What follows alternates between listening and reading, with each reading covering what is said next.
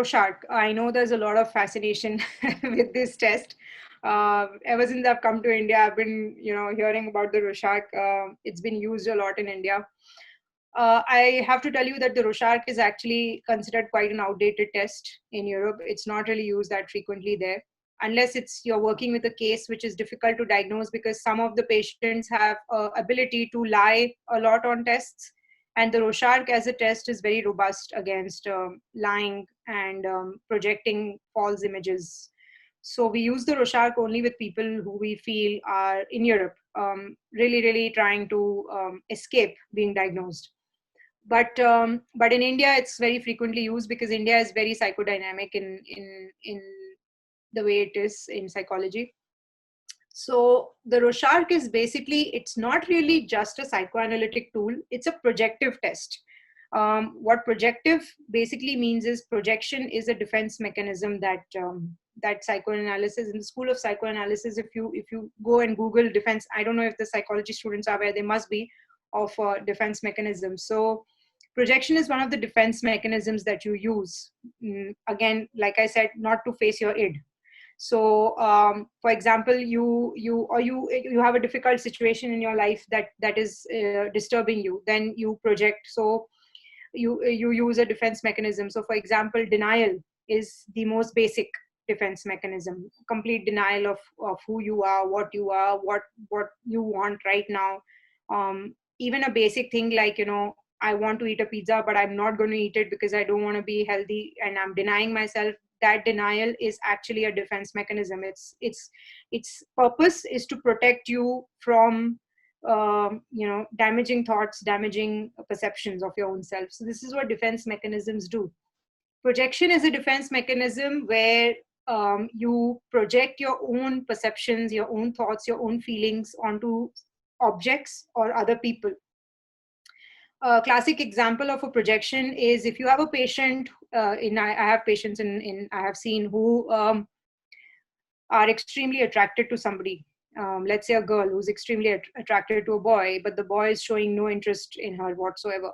But she would go around telling her friends that he's extremely interested in me. He's sending me all sorts of messages throughout the day, and there's a lot of he's very attracted to me, and so she's projecting her attraction onto the male member, the man who she's attracted to. So this is projection. Now the way projection is used, that's a defense mechanism in case of people. So projective tests are where your perceptions and your thoughts are projected onto an image or an object, and that's how the Rorschach was born actually. It is based on the concept of pareidolia, Pareidolia, pareidolia. It's the perception of objects. So what psychoanalysis says is that you don't perceive, all of us don't perceive objects in the same way. I may see something as something, but you may see it as something completely different. And especially in the case of mental disorders, projections can be quite wild and quite different than what normal people would see without mental disorders.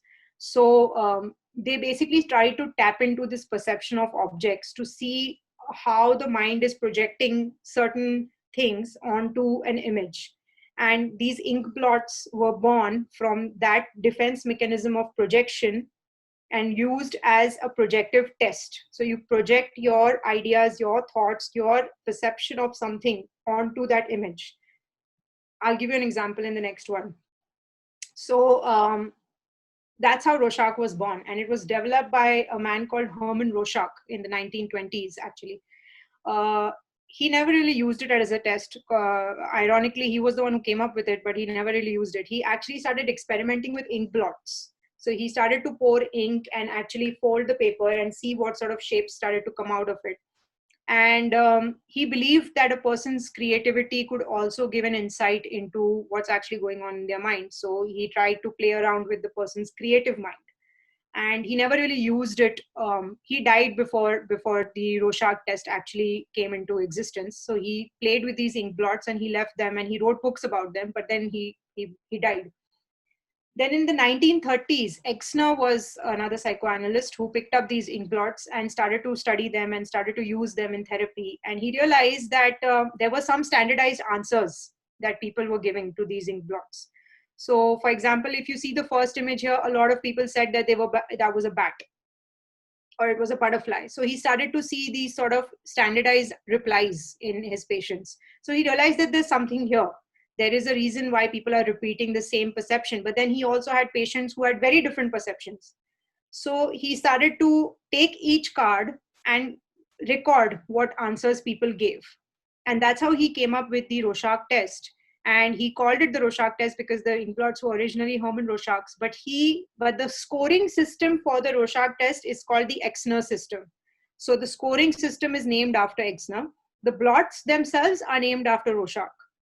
So Rorschach routinely came into use in psychotherapy only in the late 1930s, 1940s, whereas they were actually developed in the 1920s. The blots themselves were developed in the 1920s, but it didn't become a test until the 1940s, way after Rorschach had died. And up to the 1970s or 80s, it was constantly used in psychotherapy in Europe as well. Now, like I said, it's only used in cases where other diagnostic tools don't seem to be giving reliable answers. So we have two diagnostic tools measuring depression.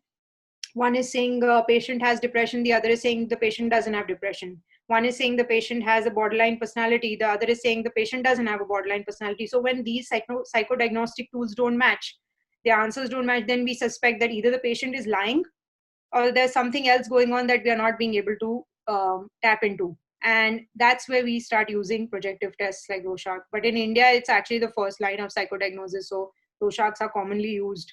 One test of Rorschach, if you want to buy the cards with the scoring system, costs about $500.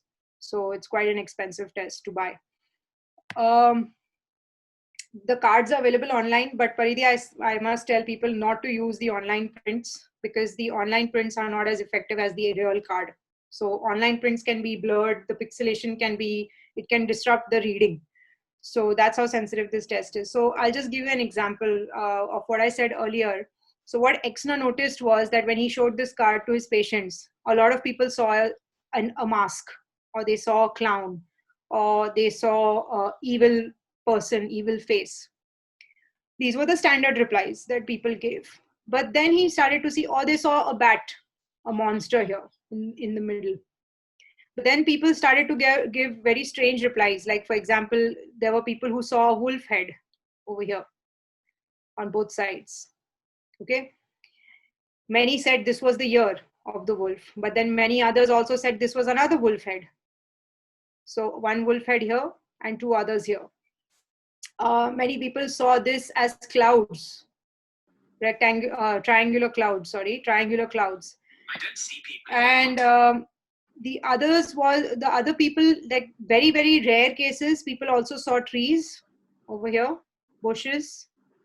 In this part, do you see this? Yes. Yeah. So then Exner started to realize that there is something here because 80% of the people see the mask or the face or an evil clown or a bat. Maybe 10% of them saw, 15% of them saw the wolves and the 2 years. But then there was this little 5% or 1% who saw the trees here, or who saw this negative space, this triangle here. And they actually just completely ignored the face. The first thing they noticed was these triangles.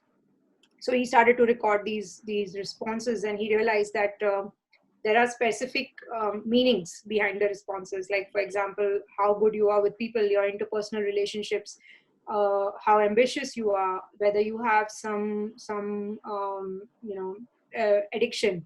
So these sort of standardized. He started to see that those people who fell in those categories tended to give the same reply, and that's how the Exner scoring system was born.